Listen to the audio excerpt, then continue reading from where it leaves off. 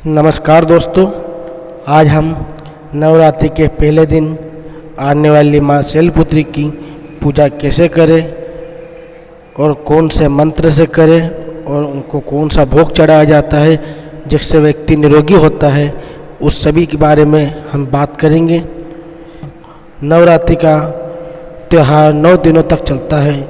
इन 9 दिनों में माँ दुर्गा के अलग अलग स्वरूपों की उपासना की जाती है। नवरात्रि का पहला दिन माँ दुर्गा की शैलपुत्री स्वरूप को समर्पित है। पर्वतराज हिमालय के घर पुत्री रूप में उत्पन्न होने के कारण इनका नाम शैलपुत्री पड़ा। नवरात्र पूजन में पहले दिन इनकी उपासना का विधान है। जाने शैलपुत्री की पूजा विधि और कथा। माँ का यह स्वरूप बेहद ही शुभ माना जाता है। इनके एक हाथ में त्रिशूल और दूसरे हाथ में कमल है और यह देवी वृषभ पर विराजमान है। संपूर्ण हिमालय पर राज करती है। नवरात्रि के पहले दिन माँ शैलपुत्री की पूजा करने के लिए इनकी तस्वीर या मूर्ति रखें। उसके नीचे लकड़ी की चौकी पर लाल वस्त्र बिछाकर माता की स्थापना करें। इसके बाद हाथ में लाल फूल लेकर शैलपुत्री देवी का ध्यान करें और इस मंत्र से माँ का जाप करें। ओम ऐं क्लीं चामुंडाय विच्चे ओम शैलपुत्री देव्ये नमः। दोस्तों एक बार फिर से सुने। ओम ऐं क्लीं चामुंडाय विच्चे ओम शैलपुत्री देव्ये नमः मंत्र के साथ ही हाथ में लिए गए फूल मनोकामना बोलकर माँ की तस्वीर पर छोड़ दे। इसके बाद माता का भोग लगाए तथा उनके मंत्रों का जाप करें। यह जाप कम से कम 108 बार होना चाहिए। इस मंत्र का जाप करें।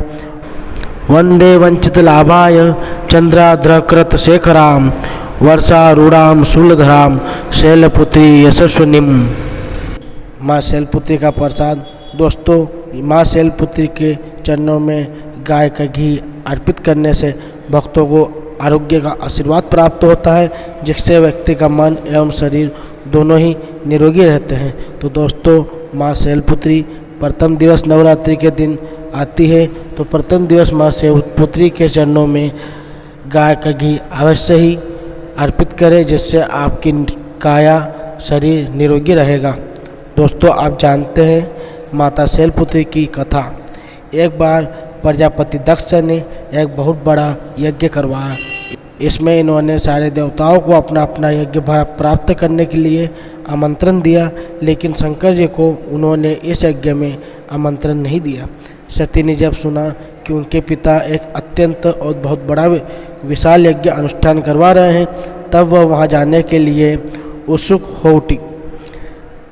अपनी यह इच्छा उन्होंने शंकर जी को बताई। सारी बातों पर शंकर जी ने विचार करने के बाद उनसे कहा, प्रजापति दक्ष किसी कारणवश हमसे नाराज है।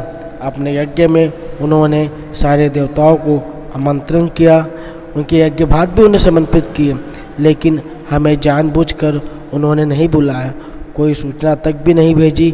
ऐसी स्थिति में तुम्हारा वहाँ जाना सही नहीं है। शंकर जी के कहने से भी सती नहीं मानी। उनका प्रबल आग्रह देखकर भगवान शंकर जी ने उन्हें वहां जाने की अनुमति दे दी। सती ने पिता के घर पहुंचकर देखा है कि कोई भी उनसे आदर और प्रेम के साथ बातचीत नहीं कर रहा था। केवल उनकी माता ने ही स्नेह से उन्हें गले लगाया। बहनों की बातों में व्यंग और उपहास के भाव भरे हुए थे।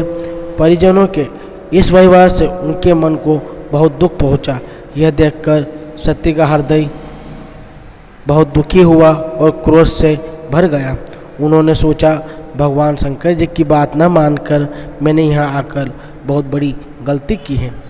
वे अपने पति भगवान शंकर के इस अपमान को सह न सकी। उन्होंने अपने उस स्वरूप को उसी समय योगाग्नि द्वारा जलाकर भस्म कर दिया। वज्रपात के समान इस दारुण दुखद घटना को सुनकर शंकर जी बहुत नाराज हुए। उन्होंने अपने गणों को भेजकर दक्ष के उस यज्ञ का पूर्णतः विध्वंस करा दिया। सती ने योगाग्नि द्वारा अपने शरीर को भस्म कर अगले जन्म में शैलराज हिमालय की पुत्री के रूप में जन्म लिया। इस बार वो शैलपुत्री के नाम से विख्यात हुई। दोस्तों यह प्रथम दिवस माँ शैलपुत्री की कथा थी, जो नवरात्रि में पहले दिन माता शैलपुत्री के रूप में पूजी जाती है। दोस्तों, आपको यह कथा कैसे लगी आप कमेंट बॉक्स में ज़रूर बताएं। साथ ही यदि आप हमारे चैनल पर नए हैं तो हमारे चैनल को लाइक करें, सब्सक्राइब करें और बेल के आइकन को ऑन कर दें, जिससे हमारा कोई भी न्यू वीडियो अपलोड होगा तो आपके पास नोटिफिकेशन आ जाएगा। दोस्तों, हमसे जुड़े रहने के लिए धन्यवाद, बहुत बहुत आभार।